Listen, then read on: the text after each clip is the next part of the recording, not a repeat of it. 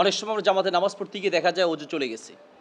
বের হতে গেলে কেউ লজ্জা দিবে, কেউ হয়তোবা হাসাহাসি করবে। এটা আমাদের দেশের একটা ভুল কালচার।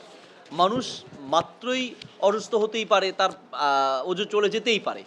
তো এটাকে আমরা অনেকে হাসাহাসি করি। এই কালচারের কারণে অনেক মানুষ অজু যাওয়া সত্ত্বেও সে নামাজে অনবরত নামাজ চালিয়ে যায়। প্রিয় ভাই আমার, মানুষকে ভয় না পেয়ে আল্লাহকে ভয় করা উচিত। আল্লাহর সিদ্ধান্ত এবং ইসলামের সিদ্ধান্ত হচ্ছে আপনার অজু চলে গেলে আপনি আর নামাজ পড়বেন না। কাজেই নামাজে অজু চলে গেলে আপনি নামাজ থেকে বের হয়ে যাবেন।